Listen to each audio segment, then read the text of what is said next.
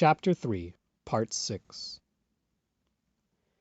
This view mistakenly presupposes that themes exist, in their original objective purity, outside people, as if themes were things. Actually, themes exist in people in their relations with the world, with reference to concrete facts. The same objective fact could evoke different complexes of generative themes in different epochal subunits. There is, therefore, a relation between the given objective fact, the perception women and men have of this fact, and the generative themes.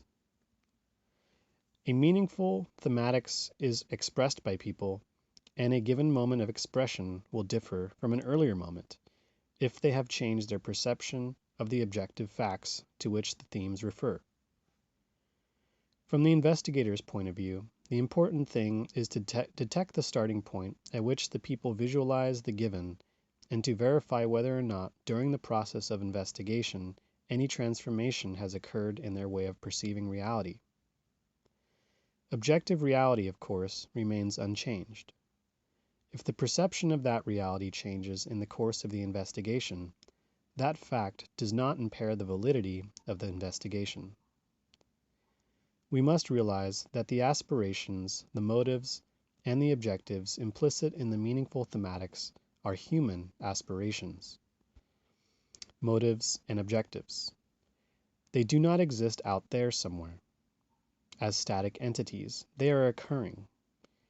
They are as historical as human beings themselves. Consequently, they cannot be apprehended apart from them. To apprehend these themes and to understand them is to understand both the people who embody them and the reality to which they refer. But, precisely because it is not possible to understand these themes apart from people, it is necessary that those concerned understand them as well. Thematic investigation thus becomes a common striving towards awareness of reality and towards self-awareness, which makes this investigation a starting point for the educational process or for cultural action of a liberating character. The real danger of the investigation is not that the supposed objects of the investigation, discovering themselves to be co-investigators, might adulterate the analytical results. On the contrary, the danger lies in the risk of shifting the focus of the investigation from the meaningful themes to the people themselves, thereby treating the people as objects of the investigation. Since this investigation is to serve as a basis for developing an educational program in which teacher-student and students-teachers combine their cognitions of the same object, the investigation itself must likewise be based on reciprocity of action. Thematic investigation, which occurs in the realm of the human, cannot be reduced to a mechanical act. As a process of search, of knowledge, and thus of creation, it requires the investigators to discover the interpenetration of problems in the linking of meaningful themes. The investigation will be most educational when it is most critical, and most critical when it avoids the narrow outlines of partial or focalized views of reality and sticks to the comprehension of total reality. Thus, the process of searching for the meaningful thematics should include a concern for the links between themes, and a concern to pose these themes as problems, and a concern for the historical cultural context. Just as the educator may not elaborate a program to present to the people, neither may the investigator elaborate itineraries for researching the thematic universe, starting from points which he has predetermined.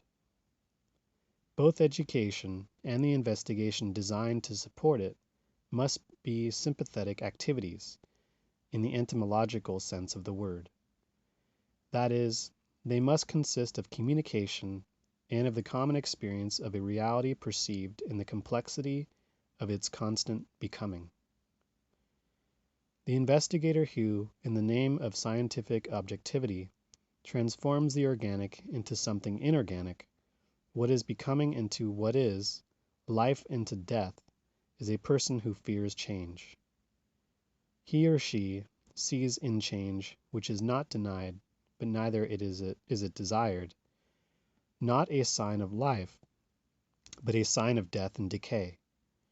He or she does not want to study change, but in order to stop it, not in order to stimulate or deepen it. However, in seeing change as a sign of death, and in making people the passive objects of investigation in order to arrive at rigid models, one betrays their own character as a killer of life. I repeat, the investigation of thematics involves the investigation of the people's thinking which occurs only in and among people, together seeking out reality. I cannot think for others or without others, nor can others think for me. Even if the people's thinking is superstitious or naive, it is only as they rethink their assumptions in action that they can change. Producing and acting upon their own ideas, not consuming those of others, must constitute that process. People, as beings in a situation, find themselves rooted in temporal spatial conditions which mark them and which they also mark. They will tend to reflect on their own situationality to the extent that they are challenged by it to act upon it. Human beings are because they are in a situation, and they will be more the more they not only critically reflect upon their existence, but critically act upon it. Reflection upon situationality is reflection about the very condition of existence. Critical thinking, by means of which people discover each other to be in a situation. Only as this situation ceases to present itself as a dense, enveloping reality or a tormenting blind alley, and they can come to perceive it as an objective, problematic situation, only then can commitment exist. Humankind emerge from their submersion and acquire the ability to intervene in reality as it is unveiled. Intervention in reality, historical awareness itself, thus represents a step forward from emergence and results from the consciential of the situation. Consciential is the deepening of the attitude of awareness characteristic of all emergence. Every thematic investigation which deepens historical awareness is thus really educational, while all authentic education investigates thinking. The more educators and the people investigate the people's thinking, and are thus jointly educated, the more they continue to investigate. Education and thematic investigation, in the problem-posing concept of education, are simply different moments of the same process. In contrast with the anti-dialogical and non-communicative deposits of the banking method of education, the program content of the problem-posing method, dialogical par excellence, is constituted and organized by the student's view of the world, where their own generative themes are found. The content thus constantly expands and renews itself. The task of the dialogical teacher in an interdisciplinary team working on the thematic universe revealed by their investigation is to represent that universe to the people from whom she or he first received it, and represent it not as a lecture but as a problem. Let us say, for example, that a group has the responsibility of coordinating a plan for adult education in a peasant area with a high percentage of illiteracy. The plan includes a literacy campaign and a post-literacy phase.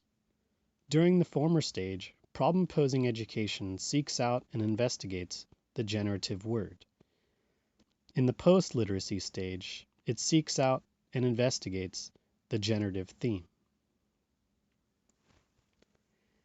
End of Chapter 3, Part 6.